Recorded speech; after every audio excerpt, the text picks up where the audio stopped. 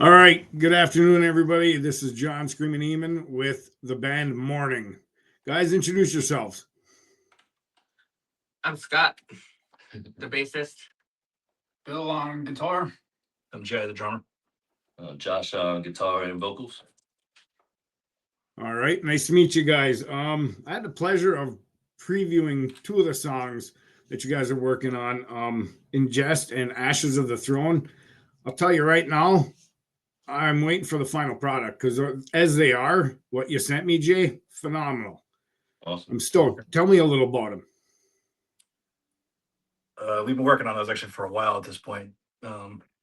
Basically just fine tuning it to what it is now. And we took a while to record everything because it took a bit to get everything kind of situated to where we are now. And kind of rebuilding a recording studio that was rendered obsolete while we weren't looking, basically. So we had to start from scratch and sort of learn as we're going, transfer knowledge from one software package to another. So it's been a fun learning experience. And between the lack of help from technical support and manuals clearly having their own information like wrong and backwards, we managed to figure it out. So You gotta love technology. yeah, absolutely. So I'm interested. What is the band's concept lyrically? I'll come up with titles and tell Josh, here, you do it.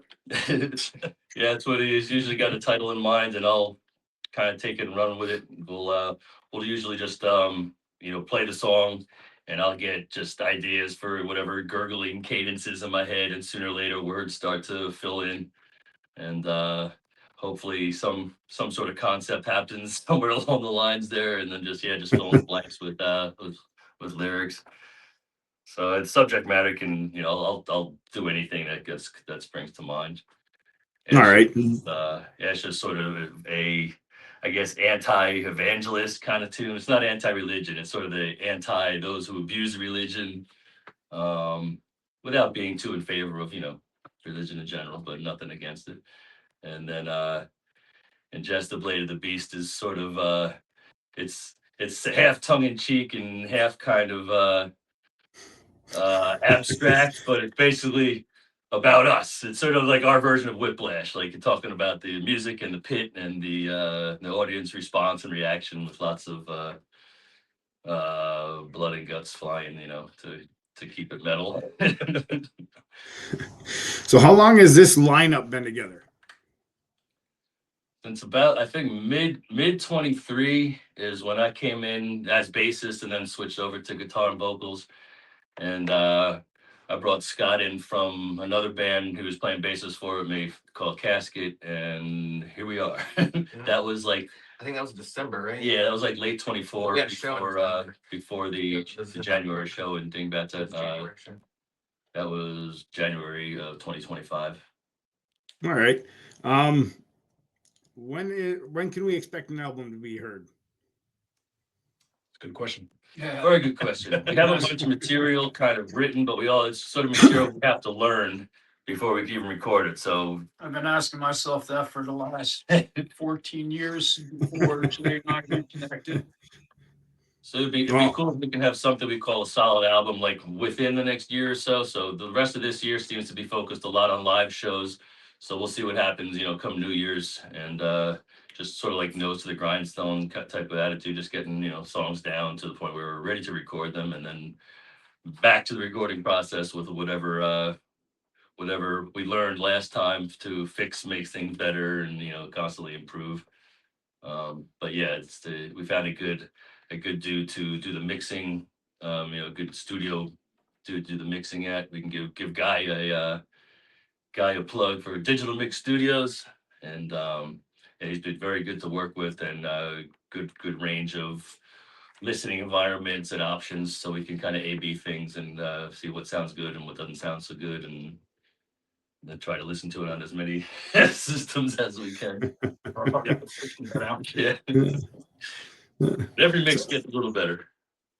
Do you guys play a lot of live shows? Well, we're working on it. Up to this Yeah. point, it's been a little spotty, but that's the plan for, basically the summer into the new year. So we got basically a show a month up to October. And All right. Well, I don't know what we're gonna do from there, but what's the next show you guys are playing? The 26th of next month. And the 27th, what are they? that's the Vengeance Fest and New Jersey Metal Fest. They're actually both in the same weekend, so we're playing Friday Okay. and Saturday. Yeah. New Jersey Vengeance Fest is in Garfield. I don't remember what club it is, but some club in Garfield. Vistula Club. Okay. And then New Jersey Metal Fest is at Debonair Music Hall on Saturday the 27th. And All right. the Vengeance Fest is I think like largely death metal bands, whereas the Metal Fest is sort of a variety. So we're one of very few death metal bands, if not the only one playing that show. But it's very thrash oriented. There's a band that sounds a lot like Soundgarden, so there's some variety, a little bit for everybody, you know. All right. All good bands. So, talk about your influences for the band and personal. What got you into this? Whether it be music, movies, whatever band. Who wants to go first? Well, the band's related specifically to the band. That's probably best for Bill. He's probably the only founding member sitting here among us, so he's got the most The Soul Survivor. history insight. I started this band as a side project, when my previous band was on hiatus.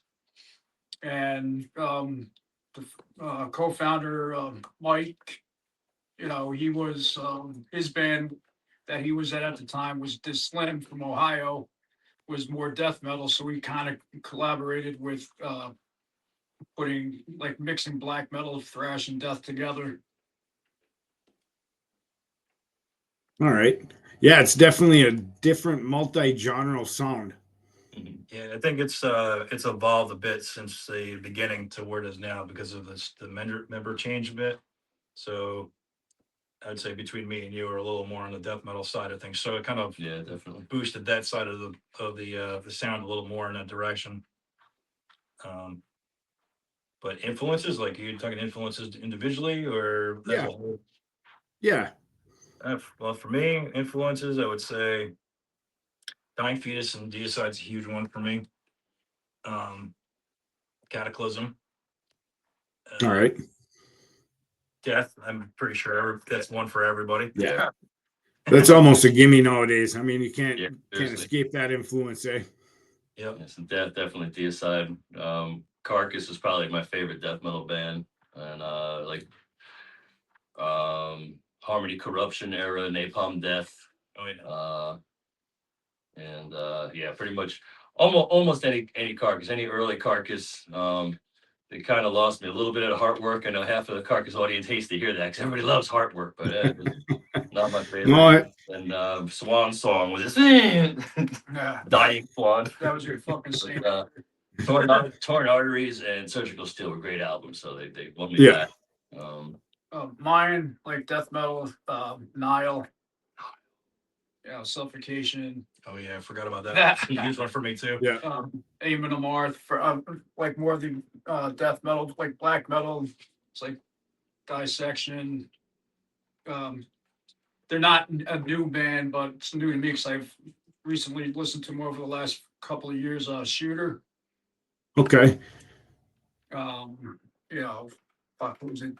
The Mute Borger, like early to To me is awesome too.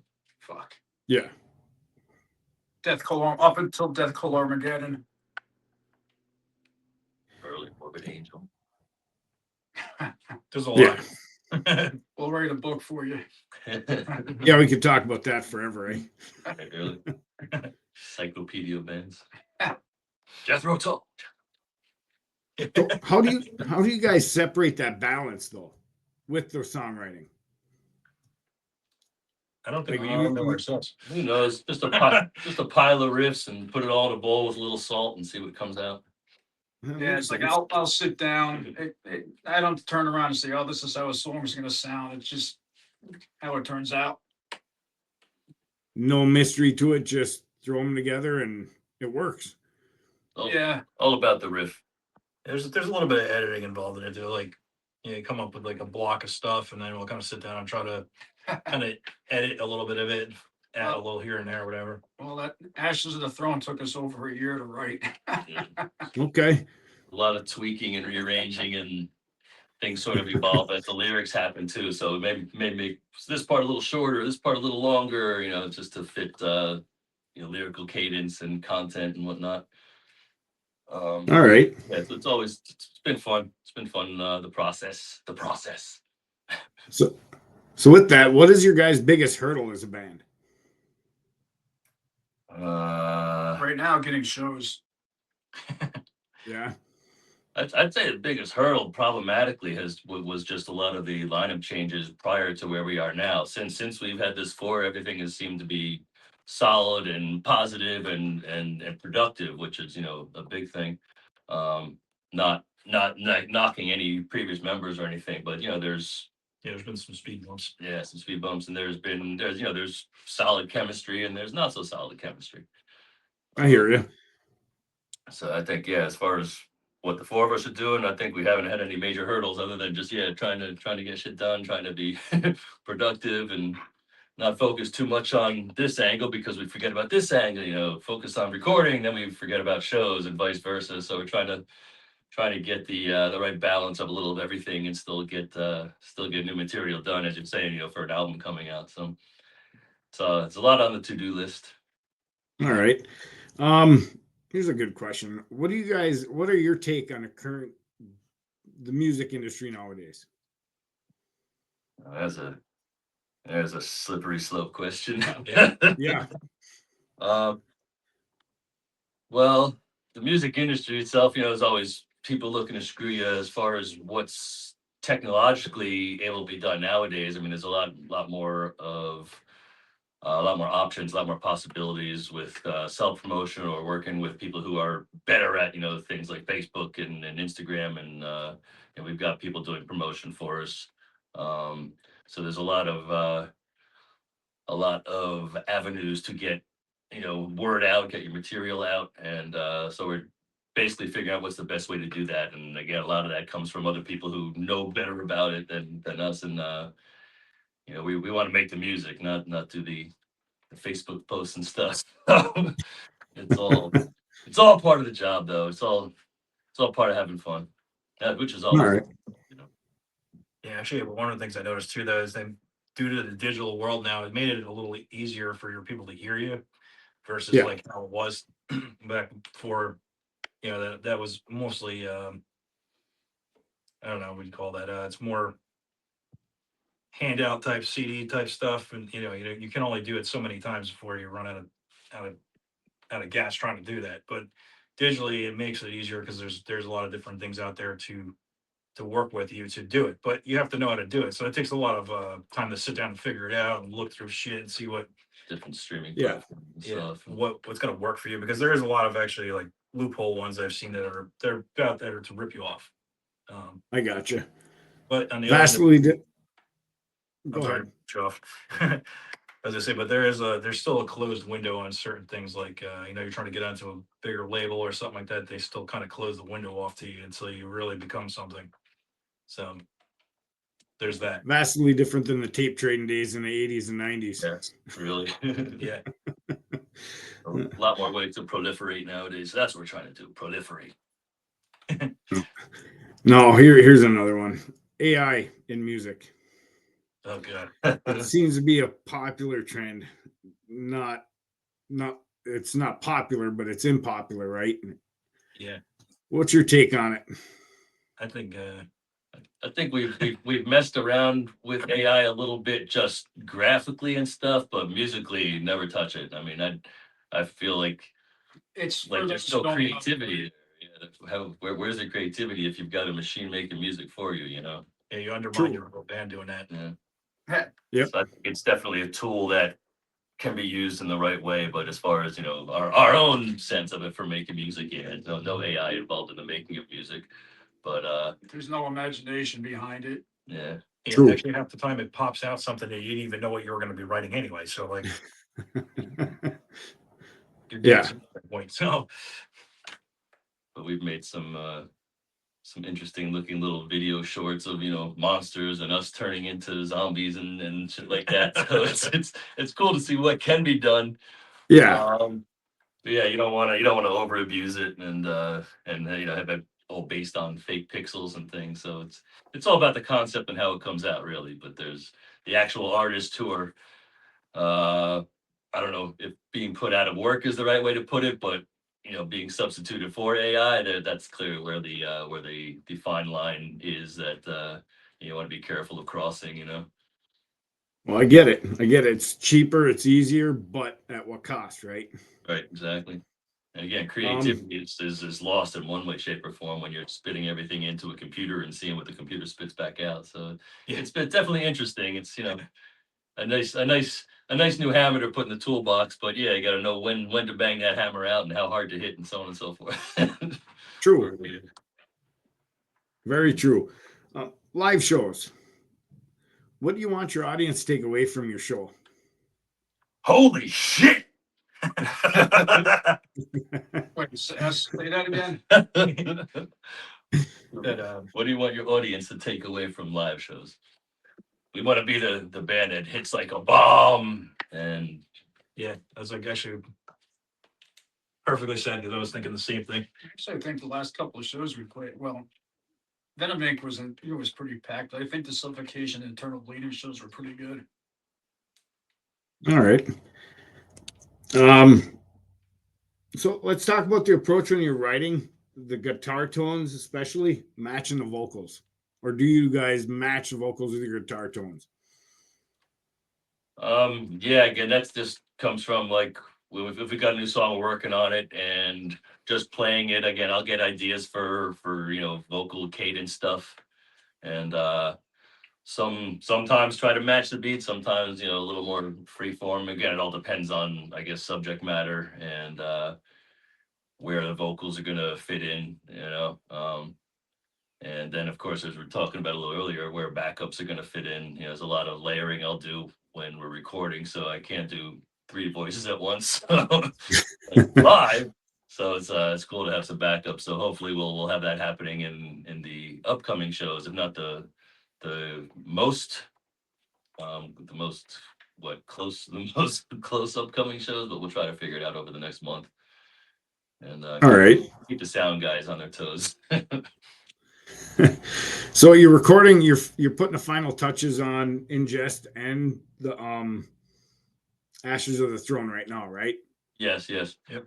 We've got a third Is one in there- the works also that should be coming along very soon. And we're just finishing up lyrics and vocal recordings on that, but that'll go get the same treatment as Ashes and Ingest as well. So they were all recorded around the same time, same session. So they have a very similar, sound and tone. So ideally we'll put all 3 of those out on I don't know, call it a sampler CD or a preview CD for whatever the full album ends up being. But somewhere between 8 and 10 songs, I figure is going to be, a good solid length. And most likely as things get done, we'll release them somehow online individually.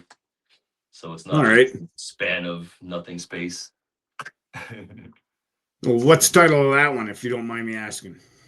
What? Sorry. The title of that song. Which one? Oh, that's The one you're working on. Soul Collectors is the third Okay. one. So we have Um, Ashes of the Throne, Ingest the Blade of the Beast, and Soul Collector. All right. You want to talk about that one at all? Sure. Soul Collector. That one was the first one that, not this lineup, but the lineup before me, Jay, Mike, and Chuck was one of the first ones we started writing on. Came alive, just jamming, waiting for Mike to show up, who was late for practice that day. So if he showed up on time that day, the song probably wouldn't exist. But I was just warming up, and the riffs just started coming together. And then once Mike got here, he heard us jamming, and he set up right away, and he said, "Let's go." All right. So, in your entire catalog, for the entirety of the band, any songs stand out for you guys as your favorite? I'm gonna go with Ingest. Cause that's actually, I think, a big push forward for my writing. Okay. You talking about something like prior recording stuff too, or? Yeah. Yep. Well, if you're gonna go back in time a bit, I would say Dark Autumn was one of mine off the second album. And I'm not really sure. Everybody off that album itself had their own favorite. Like Chuck, Chad, his favorite was Human Extinction. Oh, you wrote a lot of good songs on it, that's why. Yeah. But yeah, off the first album, my favorite off that was Embrace the Apocalypse. Yeah, I would agree with you on that too. Mourning the New Dawn. That's a hard one. So there were a lot of good songs on that. I'm probably gonna go with Eve of Annihilation on that one. All right. And then followed by The Grave I Dug for You, because that's like more of a slower death metal song. Yeah, Grave is probably my favorite song off of the second album. I think overall I prefer the first album to the second one. Out of everything we played, I definitely like the new material more though. It's I don't know if technical is the right word, but it's just feels good and solid and not boring to play, not boring to listen to, you know, which makes a difference from a musician perspective and an audience perspective. And yeah, hopefully all the new stuff is just as good as what we got done, you know. Yeah. And where can your fans get your music? Bandcamp, Spotify? Pretty much Do you have a everywhere. merch? Off the streaming. Yeah, what they just said. If they shut up. If they want the physical copies, you can get that through us or through our label, Ossuary Industries. All right. YouTube also the show we did at Dingbats last January 2025. That's on there. It's like I don't know, give or take half-hour video. That was when we opened for Venom Inc. That was Okay. so that was the first real show where we all played together. So again, had great energy, and we spent a lot of time working our way up to that show. Most of that time just spent learning Ashes, and then Yeah. Jess was like a rush job. We That was banged that right. out like 2 or 3 months. That was written a month before. Was this month? Yeah, it was Yeah, we had that. very quick. Yeah. And yeah, I guess Scott came in at the end of 2024, probably give or take about 2 months to go before the show, and learned everything, you know, solid and well. And again, the chemistry has been, you know, great since then. All right. So what was the craziest memory you guys have from a show? Something From a nuts show? happened. Yeah. From that one show. I only have one memory of the morning show. Crazy shit. Actually, I think the craziest thing I seen when we opened for Suffocation is like we were the first band on, and by the time we went on, the place was packed. But for crazy, I haven't seen anything crazy. I'm not paying attention out in the crowd. Mike Fulham down on stage. we won't mention that. All right. Well, What happened? I'd like to know where the fuck one was. For the show, for the only show that again we did together. So we had a lot of our friends there, a lot of our family there. Usually when I'm playing, I don't focus too much on what's going on in front of me. But there were times where I was focusing on it. It's just nice to see familiar faces all, cheering us on. I think we had more than half of the population in the club was like people we brought with us. So it was good to see. And Moms was there. Got to give Mom a mention. hey, sweet. Yeah, yeah, it was a good show, good energy. It was probably I had played with the previous band, a show that ended up being a not great show. So this was a redemption show in a lot of ways. So it was just all around a great night and one of the best nights I had in a long time. So that's sort of the goal for the rest of the shows we have in front of us for this year. And again, All right. Is there anything else you guys want to talk about today? You're the one interviewing, not us. Hey, I got you. But Scott, is there you're anything back. relevant you guys want to mention? What was the question? I'm sorry. Anything relevant you guys want to mention? Come see us. come see our shows. Yeah, mourningmetal.com is the website. Right. There's all of our tasteful nude spring pictures. There's links for shows, That was his idea. songs, videos, all kinds of shit. But yeah, the main goal is attention for the live shows. So if you can come see us, everything's listed on the website. We got a couple festival shows, we got a couple good evening club shows, so some variety. And again, hopefully all good times, good shows, good pits, All right. good music, good morning. Well, guys, that's all I've got for you. Just Cool. want to say thank you for your time. Keep thrashing, Cool. Thank you for your time. Thanks for having us. on there. and we'll be in touch. Cool. Okay. Looking forward to it. All Sounds right. good. Bye, bro. Take care. Easy. You too. Bye bye.